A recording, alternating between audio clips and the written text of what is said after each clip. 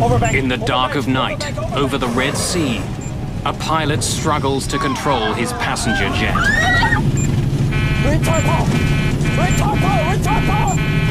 The plane seems to have a life of its own.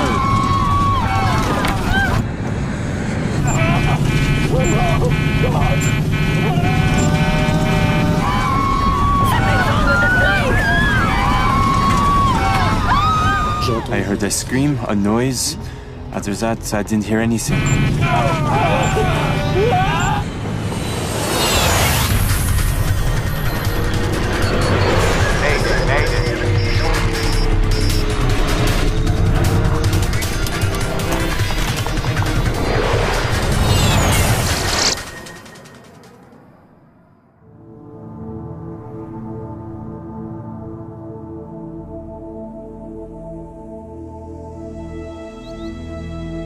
The sands of Egypt hide thousands of years of history. Monuments to ancient civilizations dominate the landscape.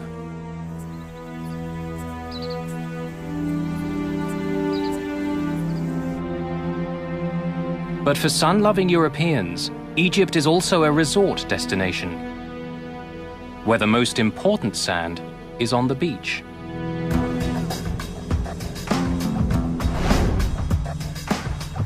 The town of Sharm el-Sheikh is several hundred kilometers southeast of Cairo. Perched on the Red Sea, it's a natural destination for people looking for a little rest and relaxation. Sharm el-Sheikh is quite popular with Europeans, but the reason is, where can you get very warm sea with a 5-hour flight? And you have the Red Sea, which is crystal clear, beautiful mountains. It's just extraordinary. The city's popularity is growing. More than 4 million people a year use Sharm el-Sheikh's airport. In the early days of 2004, tourists aren't the only ones drawn to the local beaches. British Prime Minister Tony Blair is also in the region visiting Egyptian leader Hosni Mubarak.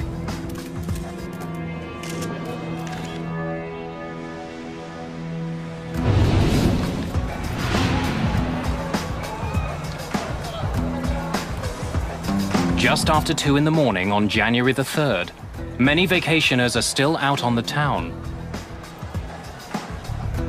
But 53-year-old Captain Kader Abdullah is just starting his day.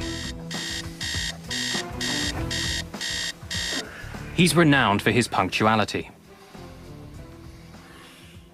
A former officer in the Egyptian Air Force, Kader is now a highly respected captain with the charter company Flash Airlines.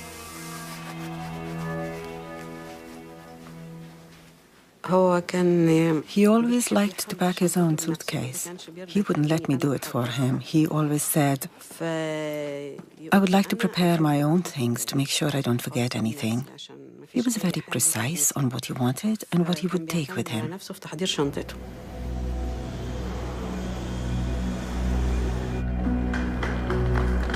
Captain Kader meets up with his 25-year-old first officer, Amr el-Shafi. Together, they'll fly out of Sharm el-Sheikh heading for Paris. Good morning. Good morning, sir. El-Shafi is young enough to be the captain's son. The early morning flight isn't for everyone. Pascal Mercier and his family are supposed to be on the Flash jet, but changed their plans. I was booked on the Flash Island flight. When my agency told me that I had to wake up very early and then we had to change planes in Cairo, I said, this is really stupid. I mean, if my daughter was like 2 years old and the other ones were like 6 and 8. So really, I didn't feel comfortable about changing planes and so on.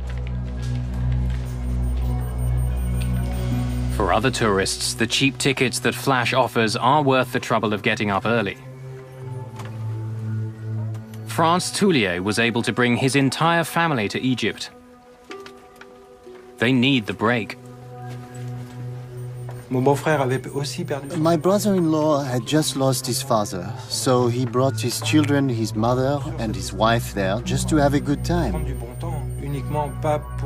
Not to see the sights or anything, just to have a good time.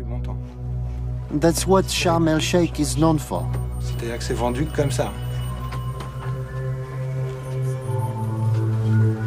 Fatima Hijaji is also heading back to Paris after a vacation in Sharm.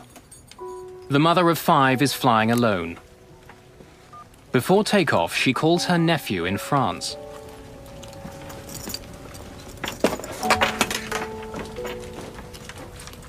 Hi. I was asleep when she called. I didn't really want to get into a conversation with her. She was someone who called you for everything. She needed to be reassured. So, even though she had the 5 or 6 hour flight ahead of her, she just wanted to make sure that I would be there to pick her up at the airport. In all, 148 passengers and crew settle into their seats aboard the jet. It's 5 a.m.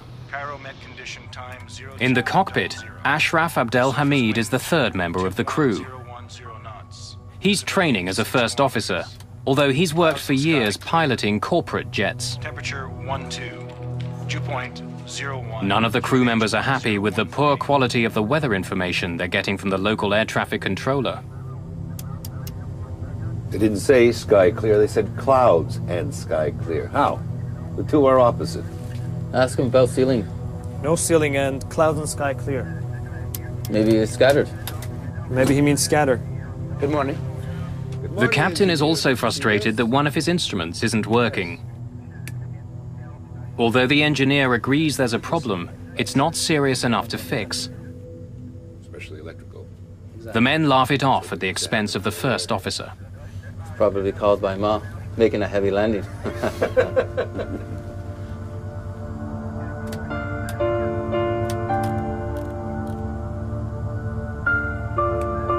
Good morning, ladies and gentlemen.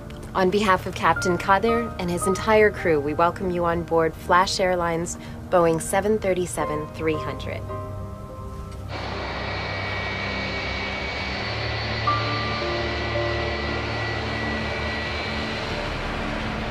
It's still hours before dawn when the plane lifts off. The Flash Airlines flight will head out over the Red Sea before turning towards Cairo.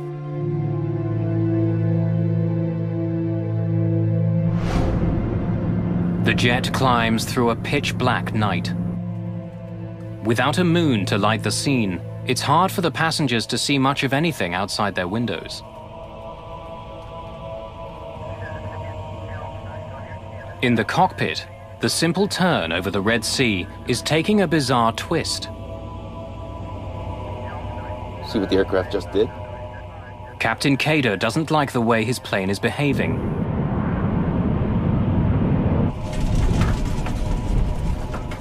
Turning right, sir. What? Aircraft is turning right. Turning right? How turning right? The plane is supposed to be turning left on its way to Cairo. Instead, it's turning in the opposite direction.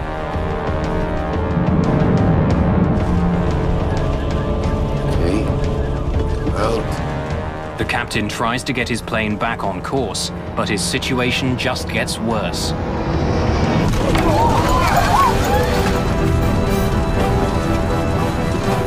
Overbank. Knowing he's in trouble, the captain tells the first officer to engage the autopilot. Autopilot! Autopilot! But it doesn't work. No autopilot, Commander!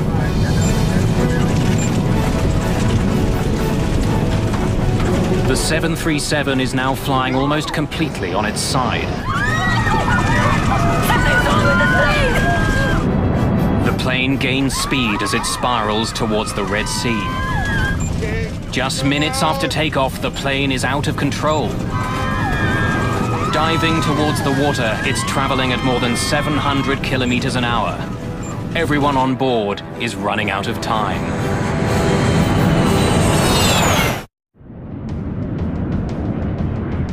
Just minutes after takeoff, an early morning flight has become a desperate battle for survival.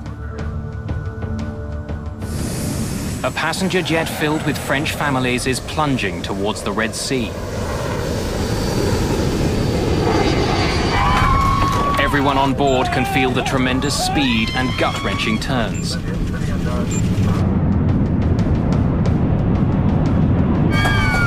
The enormous G-forces are making it difficult for Captain Kader Abdullah to fly the plane.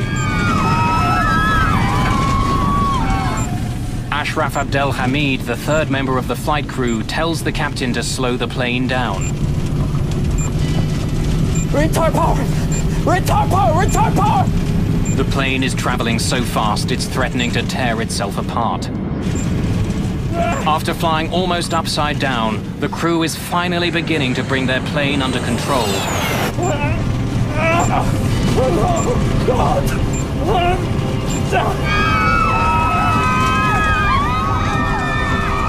Then they hear the ground proximity warning. They're getting dangerously close to the Red Sea.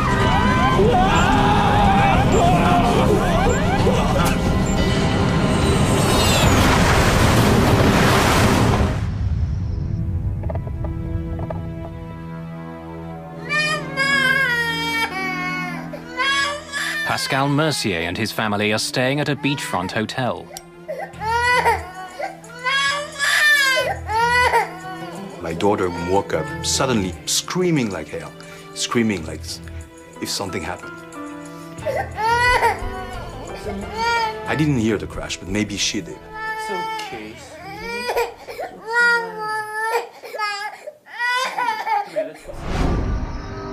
It's just before 5 in the morning, minutes after the plane took off from the airport. It's disappeared from local radar screens.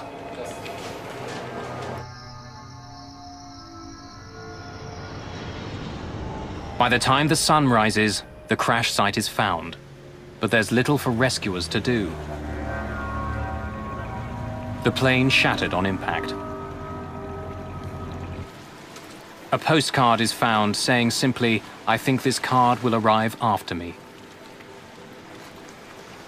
Pieces of debris litter the surface, but most of the plane has sunk beneath the waves.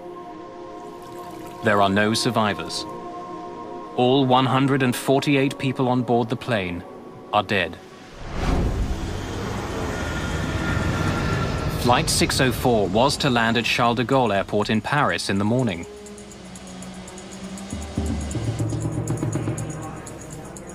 As family and friends wait, officials list the plane as delayed and then slowly break the news of the accident. They ask me, "Are you waiting for someone from Sharm el-Sheikh?" You say, "Yes." Then they say, "Could you come with us? We are going to take you to a hotel. At the hotel, we'll explain it all to you." It was very strange since we were greeted in an hotel and we passed people who were leaving happy because they were looking for the same information as us, but their families were not on the list. They came with a paper in hand. "Here, yes, Madame Hijaji, Fatima. We apologize that you have to learn it this way, but she's dead." Later, on his voicemail, Mohammed Hijaji hears Fatima's message sent during the flight. I heard a scream, a noise. After that, I didn't hear anything. Captain Kader's wife hears about the crash from her son. My son called me from abroad and told me that he had heard there was an accident in Flash Airlines.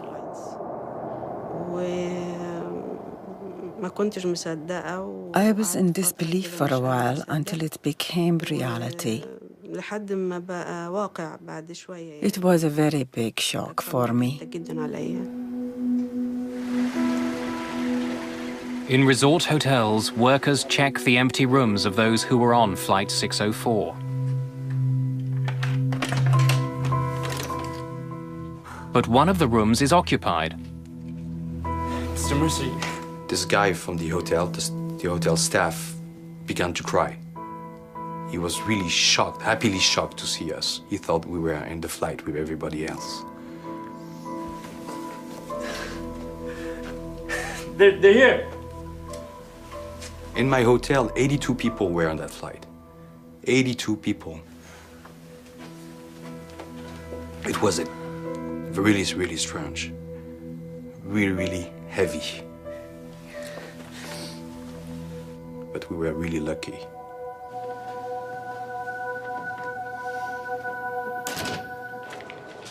There had been no Mayday call from the plane. No warning to air traffic control that something was wrong.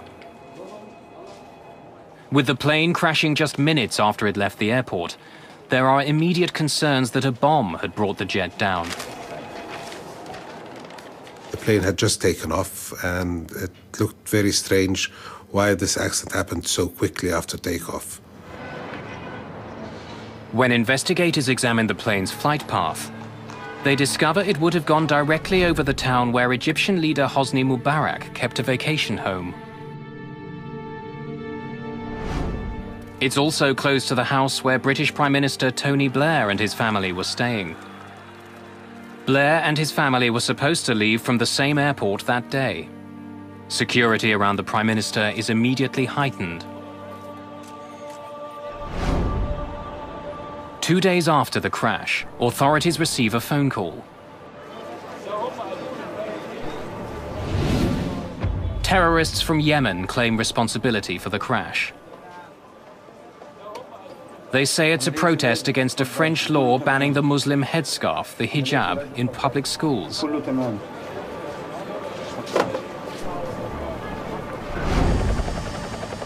But in spite of the phone call and the rumors swirling around Egypt, investigators quickly rule out terrorism.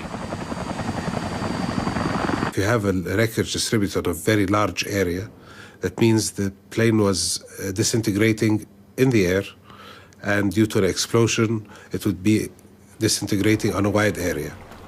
In this case, there was very, very few pieces, and all located in a very small area. So this indicated that the plane was intact and went into the water intact. If it wasn't terrorism, what had ripped the plane from the sky so quickly? Investigators face an enormous challenge. The plane has sunk below the surface of the Red Sea. Divers have to fight off sharks that are drawn to the carnage. The rescue teams find few bodies intact. The aircraft and most of the 148 passengers and crew have sunk over 1,000 meters to the bottom of the Red Sea.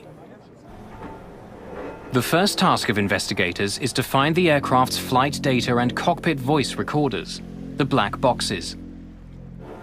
If they survived the crash, they will now be on the seabed.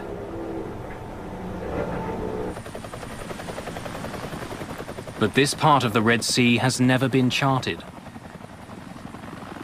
With so many French tourists involved, the French government offers to help in any way it can. The French immediately responded by sending a boat specially equipped with robots to search the bottom of the sea.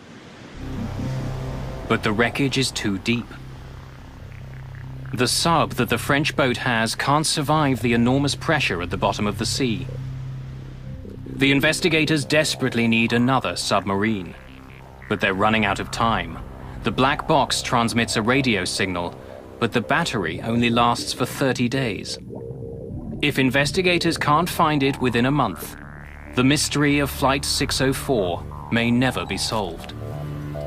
Getting to the black boxes before the time the pingers stopped transmitting was always a very worrisome aspect to all the investigation team. Everybody was working 24 hours, round the clock, to try to salvage these and try to locate them first. While the recovery effort continues, family and friends of the victims begin to mourn those who died. They pressure investigators to solve the mystery. It's the biggest air disaster involving French nationals, the biggest in the history of civil aviation. American, French, and Egyptian experts join forces. While waiting for the plane's black boxes to be recovered, they also begin focusing on Flash Airlines itself. Flying just 2 planes, it was one of a number of low-cost charter companies that had been competing for customers in Europe. In the last 10 years, there had been a rapid expansion of budget airlines throughout this part of the world. Offering inexpensive, no-frills service, they fought for a piece of the holiday market. Seaside resorts like Sharm el-Sheikh were one of the many destinations they serve. Now, one of the ways in which they provide this extremely cheap travel is by operating their aeroplanes 24 hours a day. Operating on such tight schedules means the planes are flown constantly. Former Flash passengers step forward to complain about other flights. There are a lot of stories. I was flying home after a vacation.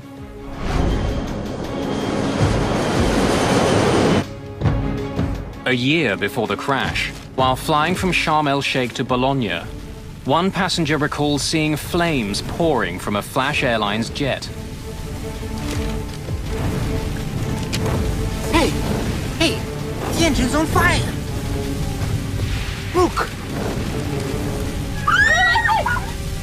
Please! The flaming aircraft is forced to make an emergency landing. Investigators learned that in 2002, the Swiss Aviation Authority performed a surprise inspection on the same plane that would later crash. The pilot's oxygen masks are missing. There aren't enough oxygen tanks. Some of the cockpit instruments aren't working. It's enough for the Swiss to ground the flight for 8 hours until the company repairs the plane. A few days later, Flash Airlines was banned from flying in Switzerland. Another ban occurred in Poland. In Norway, tour operators stopped contracting with Flash.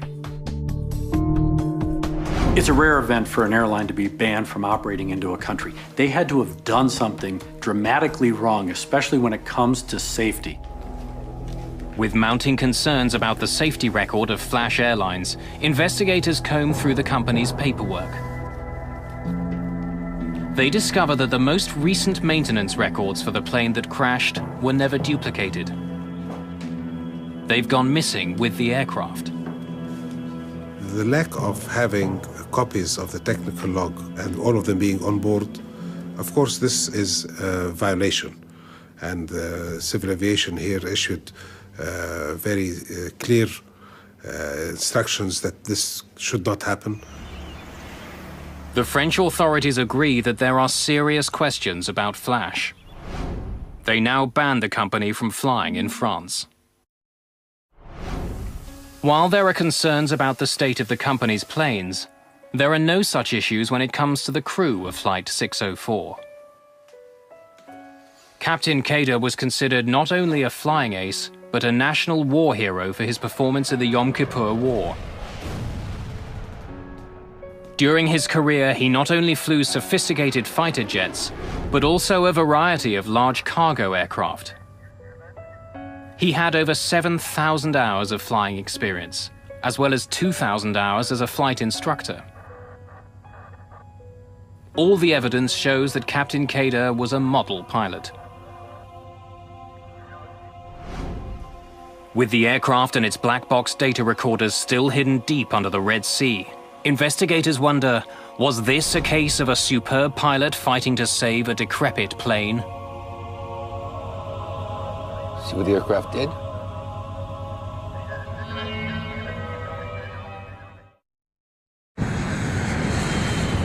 On a moonless January night, a Flash Airlines 737 spiraled wildly into the Red Sea. All 148 people on board were killed. Investigators trying to find out why the plane went down have uncovered a history of safety problems with the airline. But trying to prove that there was anything wrong with the plane that crashed is difficult. Much of the wreckage has sunk deep beneath the waves. Investigators have been unable to find the flight's black boxes. Whenever an airplane crashes into the water, there's always a fear by investigators that the cockpit voice recorder and the flight data recorder may not be recovered. Those two boxes in and of themselves give the investigator a very good picture, and without them could make the investigation process very, very difficult. Finally, after several days of searching, a breakthrough. A French research ship hears the locator signals given off by the black boxes. A remotely operated sub drops down over 1,000 meters. The violence of the crash has spread the wreckage over a wide area. 2 weeks after the crash, both the cockpit voice recorder and the flight data recorder are recovered from the bottom of the sea. Investigators finally have some hard evidence.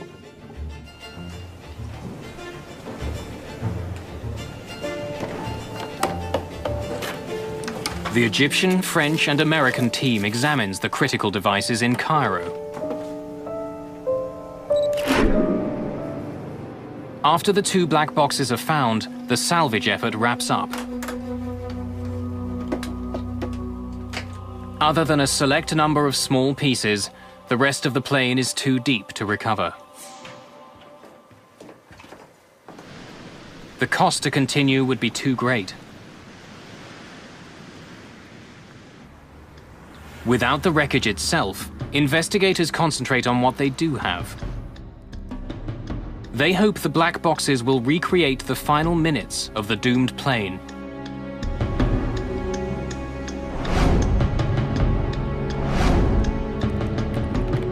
One of the things we did to depict the path of the aircraft was we created an animation based on the data we got from the flight data recorder and from radar.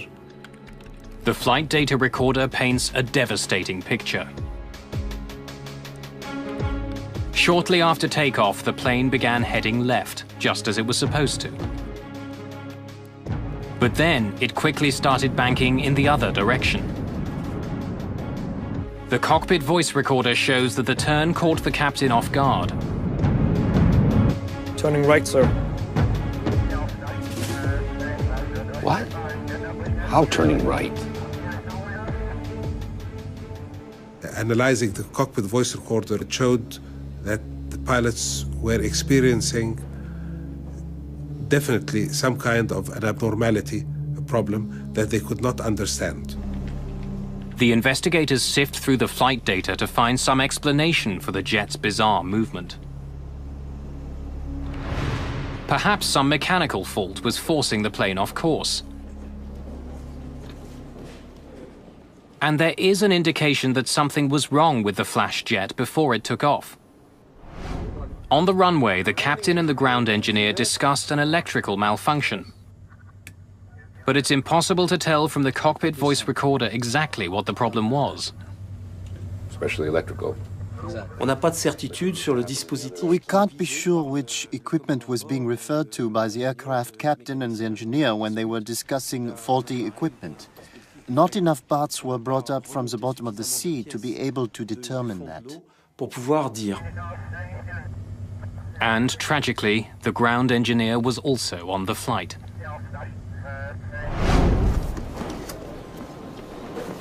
We believe from the data we are looking at in the flight data recorder that there is a very high possibility that the plane was tending to turn to the right by itself. But what exactly had gone wrong? A thorough accident investigation can take years. But in the case of Flash Flight 604, there are unique challenges. The problem with accident investigation is that it's very time-consuming and resource-intensive, especially when we don't have an airplane to physically look at. You want to be absolutely sure of the facts, conditions, and circumstances before you publish that information. Family and friends of the victims are becoming more and more frustrated. As the months pass, they demand answers. We were led to protest outside the Egyptian embassy because we had no news. 11 months after the disaster, we had no message, no information. Shortly after the protest, Egyptian investigators release a factual report. It contains all of the information from the black boxes, but the report does not reach any conclusions about why the jet crashed. Ladies and gentlemen, good evening. With a situation as complicated as this one, the investigators don't yet have any answers. The only thing they can do is to keep looking.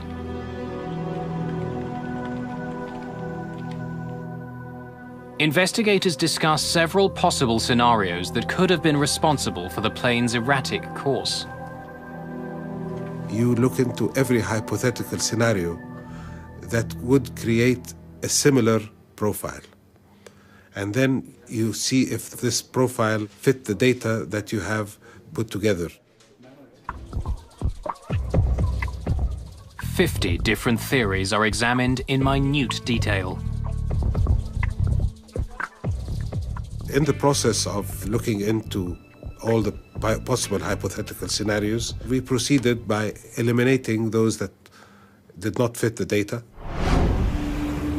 Investigators travel to the United States to test the most likely ideas in a sophisticated simulator.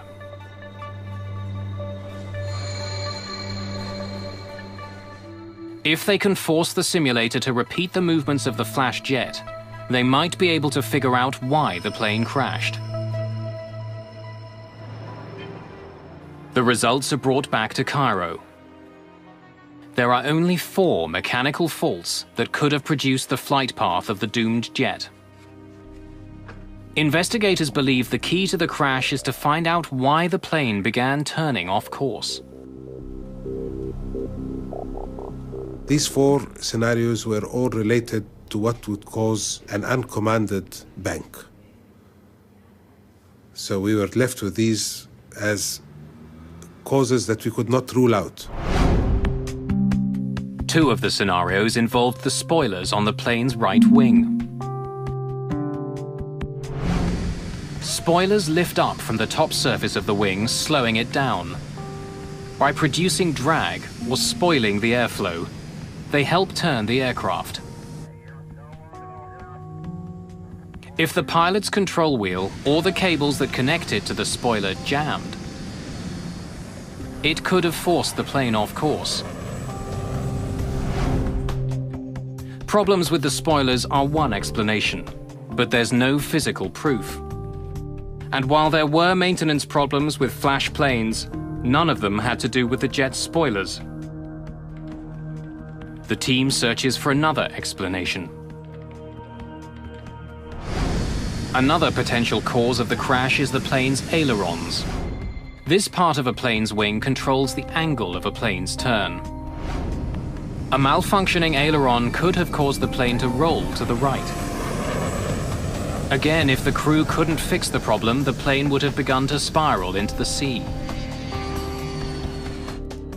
While so-called aileron trim runaway would create a flight path like the one seen during the crash, once again, there's no physical proof to support the theory.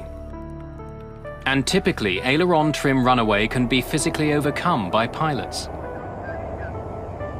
All he would have had to do was overpower using more force to move the control wheel in an opposite direction. Overbanked. When they listen to the cockpit voice recorder, the investigators are puzzled by the constant discussion of the plane's autopilot. Autopilot. The captain asked for the autopilot to be turned on, but it had no effect and the plane began to plummet to the sea. And earlier in the cockpit recording, investigators uncover another curious exchange. Captain Kader began the initial turn over the Red Sea manually, but decided to let the autopilot take over. Autopilot. The flight data recorder shows that the autopilot was indeed turned on as the plane climbed. Not yet. But then the captain appears to change his mind.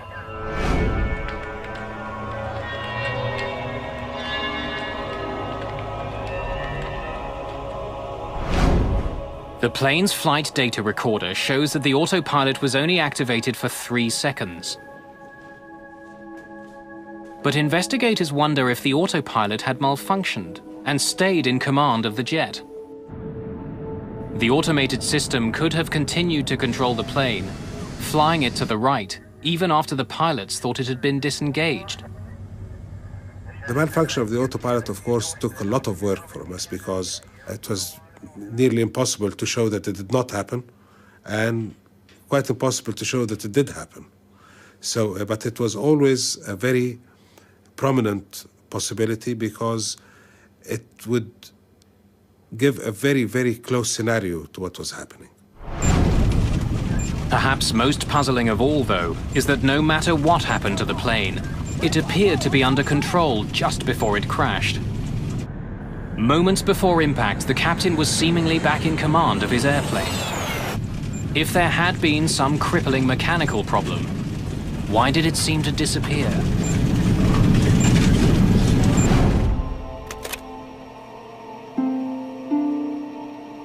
Some members of the team want to consider something besides mechanical fault: the pilots themselves. I think the major concern for the United States was that the human factors elements of this accident weren't thoroughly explored. Perhaps the high esteem given to Egyptian pilots was getting in the way. In Egypt, pilots are very respected, and in particular, Air Force pilots are very highly regarded. For the past 26 years, the country's president has been a highly decorated Air Force officer. In an environment like this, the pilot is somewhat immune to suspicion. When something goes wrong, the natural tendency is to blame the equipment. And on this flight, the pilot was a war hero with thousands of hours of experience. Studying the flight data recorders again, the investigators discover something peculiar. Even before the plane's bizarre turn to the right, 3 things all seem to happen at the same time. Instead of a smooth left turn, the plane begins to come out of its turn early. The nose starts to rise, and the plane's airspeed decreases noticeably. But during this time, the pilot says nothing. It seems that he's unaware of the changes to his flight path. I've flown out of Sharm el-Sheikh at night time and in the same type of aircraft. And in no way should the pilot allow the airspeed to drop by as much as 30 knots, or the bank angle to change beyond 5 degrees without clearly stating the reasons for the change in the flight path. Some investigators consider a provocative theory that might explain this seemingly bizarre behavior. Perhaps Captain Kader had been affected by vertigo.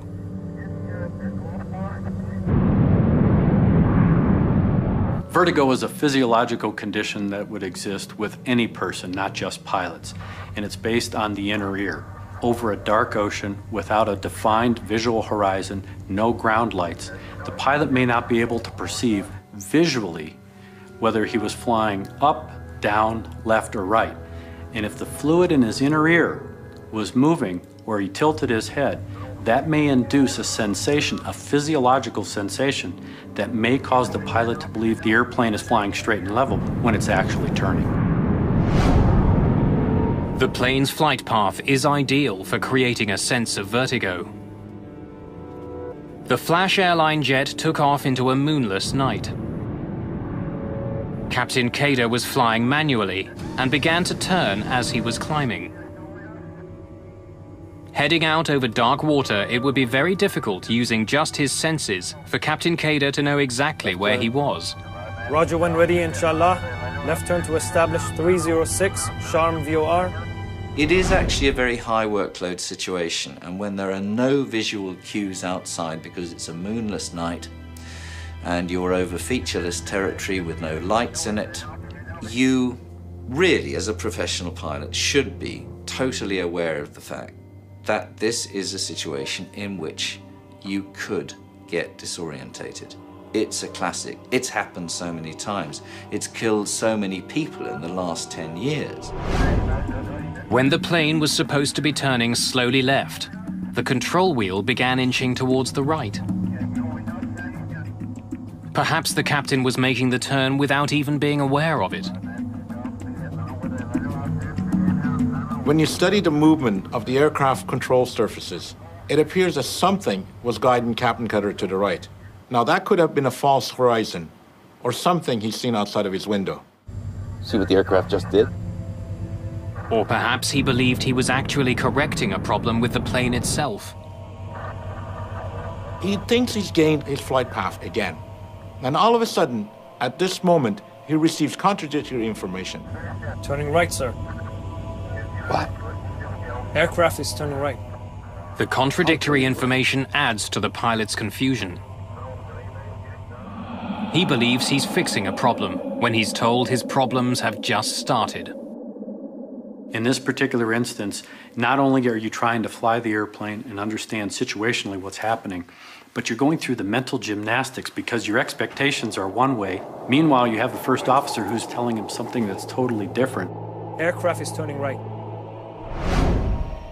Egyptian investigators agree that Captain Kader may have suffered some form of disorientation during the flight. But they don't believe it was the only problem the crew was dealing with. I don't really have a very clear indication that there was disorientation, but it's possible. There was a recovery from disorientation. The time to find out the problem and take the corrective action needed was more than the time left before impact. No matter what role disorientation played in the crash, investigators are about to learn that the crew wasn't properly trained to deal with it. Flash Airlines never provided the pilots with basic information that could have saved their lives.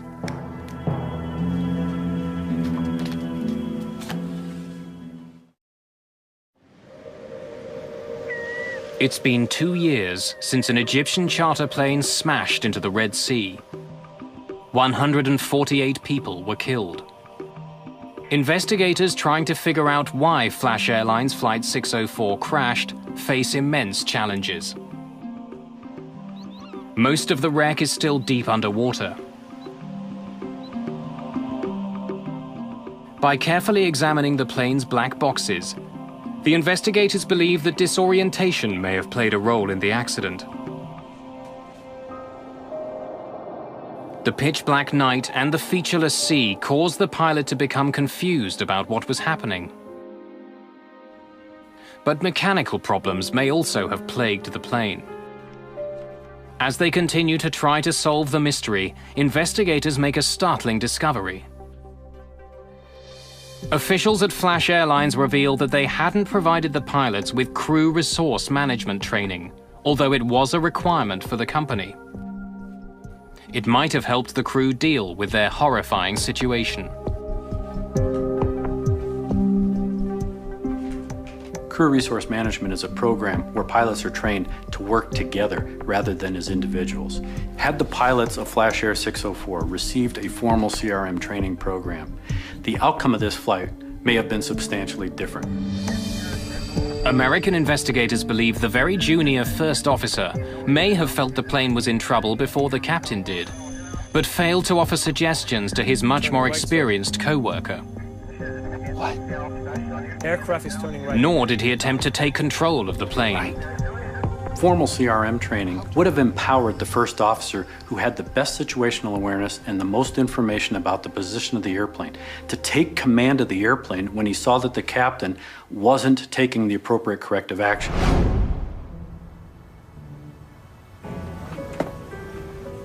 An earlier conversation in the cockpit before takeoff may reveal why the young first officer would have been reluctant to challenge the captain.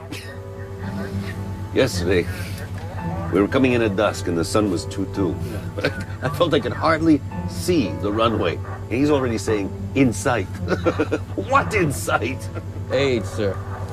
It may not have meant to be insulting, but it may have reinforced the first officer's feeling that he was the student and the captain was the teacher. I am unable to raise my eyes, and he says, in sight. Where in sight? It is going to serve as negative feedback. The young first officer is bound to hesitate. He doesn't want to be wrong again. He doesn't want to lose the respect of an Air Force general. In a crew, an effort must be made to bring together people who are able to co-pilot, not a crew in which one person pilots and the other person looks on without saying a word. But the captain and the co-pilot weren't alone in the cockpit. A third crew member with more experience than the first officer was also there. Maybe it's scattered. He too never said anything until the final seconds of the flight. Otherwise, how will we know when we clear the cloud? We hear him speak very clearly and very openly all during the time before the engine startup. He was in conversation with the first officer and with the captain. So this experienced person, being very quiet all through, we believe that if he saw any of the crew members doing something that he should not be doing, or not doing something that he should be doing, would have said something. Retard power! Retard power! The only word he said was, retard the throttles at the later stage of the event. Shows that that's the only thing he saw that should be done. Even if the co-pilot had taken control sooner, there's no way to know if he could have saved the jet. Whatever took place on Flight 604 happened quickly. And since the plane had just taken off, the crew had little time to react before they crashed into the sea.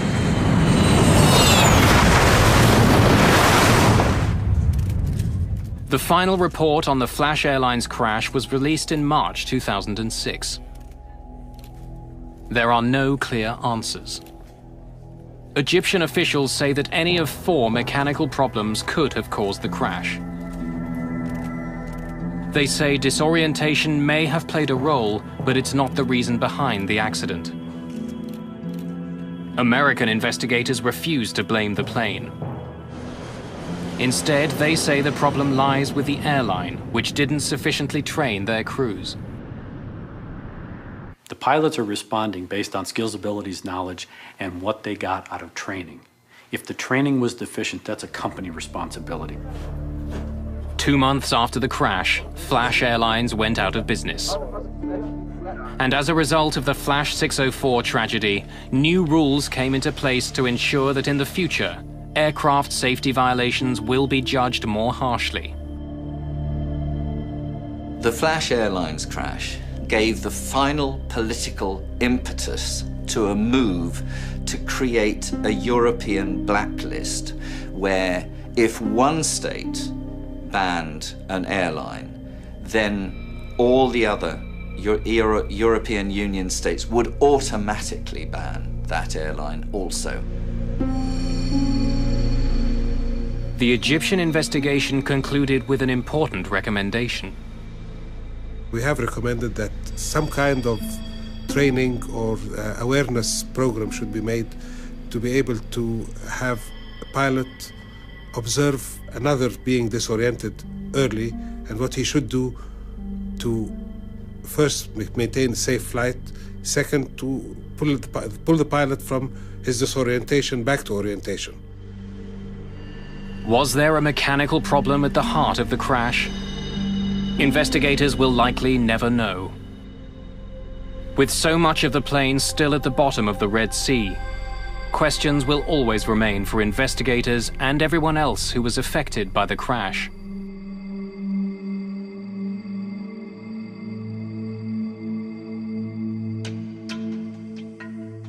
I lost my nephews and my niece. They were just kids. What future would they have had? How can you put a price on that? What a waste.